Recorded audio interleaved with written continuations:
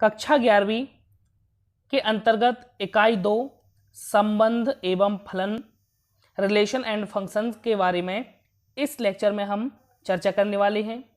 इस लेक्चर में हम जानेंगे कि इकाई 2 संबंध एवं फलन परीक्षा की दृष्टि से कितनी महत्वपूर्ण है, और यहाँ पर हम अंकों का विभाजन देखेंगे और इसके अंतर्गत जो वस्तुनिष्ठ प्रकार के प्रश्न हैं उनको हम हल करेंगे। आप हमारे YouTube चैनल मैथ्स हेल्प को सब्सक्राइब करें ताकि जो हमारे वीडियो हैं वह आपको आसानी से मिलते रहें और आपकी तैयारी सुगम तरीके से चलती रहे। यहाँ पर यदि हम अंकों का विभाजन देखें तो यहाँ पर अंक और प्रश्न, यहाँ पर एक अंक के जो प्रश्नों की संख्या है उनकी संख्या है 2 और 4 अंक के प्रश्नों की संख्या है 1। तो इस प्रकार हम कह सकते हैं जो इकाई 2 है उससे 2 धन 4 अर्थात 6 अंक के प्रश्न जो हैं परीक्षा में पूछे जाएंगे। तो हम इस लेक्चर में वस्तुनिष्ठ प्रकार के प्रश्नों को हल करेंगे। यहां पर पहला प्रश्न है x धन 1 y ऋण 2 बराबर 3 1। तो x और y के मान लिखिए, जो कि प्रश्न 2020 की परीक्षा में पूछा गया था। तो चूंकि यदि हम देखें कि जो x धन 1 y ऋण 2 बराबर हमें क्या दिया है 3 1, तो यह एक कैसा एक समान द्विक है। कैसा द्विक है? समान द्विक है। तो यहाँ पर यदि हम समान द्विक की बात करें तो यहाँ पर x धन 1 मतलब यहाँ पे क्या है बराबर लगा है, तो पहला एलिमेंट पहले के बराबर होगा और यहाँ पे दूसरा दूसरे की। तो यहाँ पर x धन 1 बराबर हो जाएगा 3। तो यहाँ से हम कहें कि x का मान क्या आ जाएगा, 3 में से 1 क्या हो जाएगा माइनस हो जाएगा, तो क्या बचेगा 2। इसी तरीके से यदि हम देखें कि y ऋण 2 बराबर क्या हो जाएगा 1, तो यहाँ से 2 का पक्षांतर करेंगे तो y का मान क्या आ जाएगा 3। तो हम कह सकते हैं कि जो इसका मान होगा 2 और 3 होगा, अर्थात x का मान 2 और y का मान क्या होगा 3, जो कि आंसर हो जाएगा। यहां पर यदि हम दूसरे प्रश्न की बात करें, यदि समुच्चय A में अवयवों की संख्या P तथा समुच्चय B में अवयवों की संख्या Q हो तो A क्रॉस B अर्थात कार्तीय गुणन AB में अवयवों की संख्या होगी। यह प्रश्न 2019 की परीक्षा में पूछा गया था।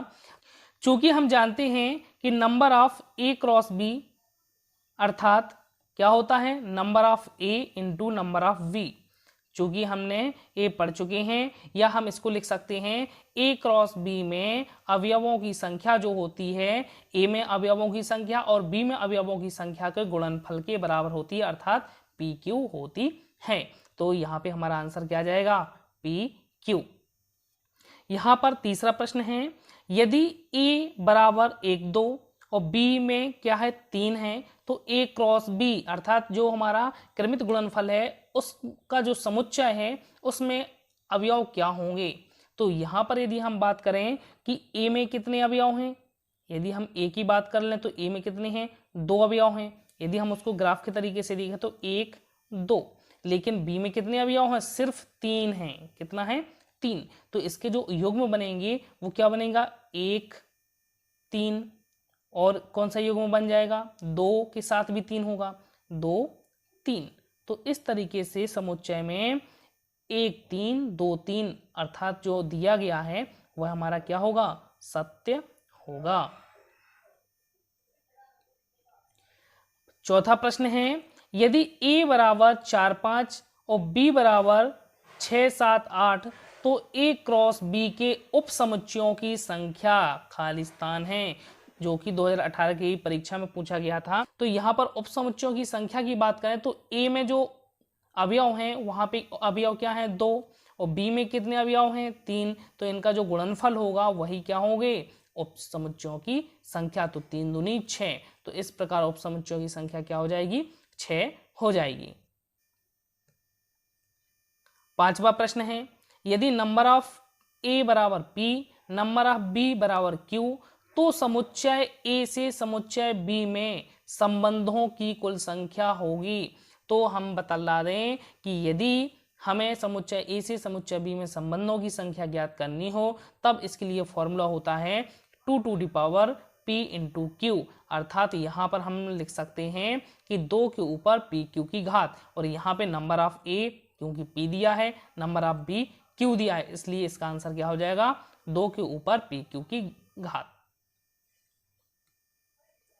छठवां प्रश्न है, यदि a बराबर 1 2 और b बराबर 3 4 तब a से b में संबंधों की संख्या, तो हमें क्या दिखलाना है, संबंधों की संख्या बतलाना है। तो यहां पर यदि हम देखें कि नंबर ऑफ a बराबर कितना है 2 है, नंबर ऑफ b बराबर कितना है 2 है। अब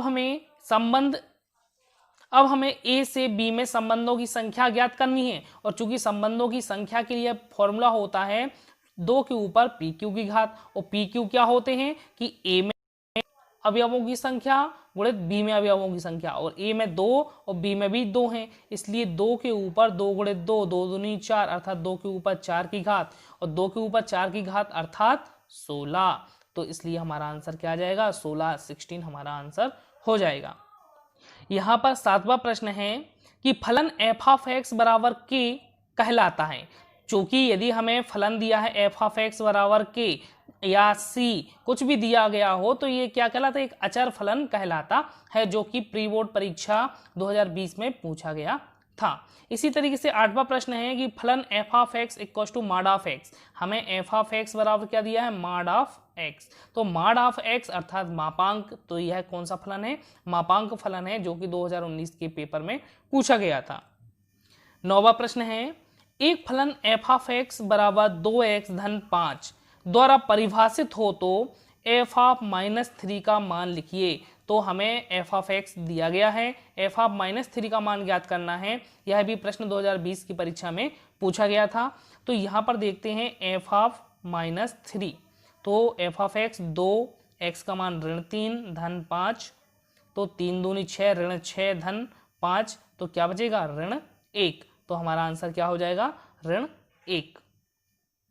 अगला प्रश्न है, मान लीजिए कि एफ ऑफ एक्स बराबर एक्स स्क्वायर तथा जी एक्स बराबर 2x धन 1 दो वास्तविक फलन है, तो f minus g into x का मान होगा। हमें क्या निकालना है, दो फलनों का अंतर f minus g into x क्या होता है, हम यदि बतला दें तो f of x minus g x, तो f ऑफ एक्स का मान क्या दिया है एक्स स्क्वायर, और जी एक्स का मान क्या दिया है 2x धन 1। यदि हम कोष्टक को खोल देंगे तो क्या हो जाएगा एक्स स्क्वायर ऋण 2x धन ऋण 1। तो इस तरीके से हमें एक्स स्क्वायर ऋण 2x ऋण 1 हमें आंसर मिल जाएगा।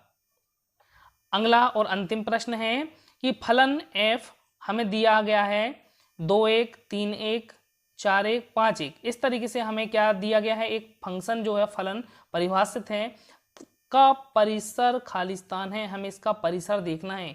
यदि हम इसकी समुच्चय बनाएं कि जो a होगा उसमें क्या हो सकता है, तो a जो होता है प्रथम जो अवयव हैं वो किसी समुच्चय a से बने होंगे, तो a में क्या होगा 2 3 4 5 a अवयव रहे होंगे a में।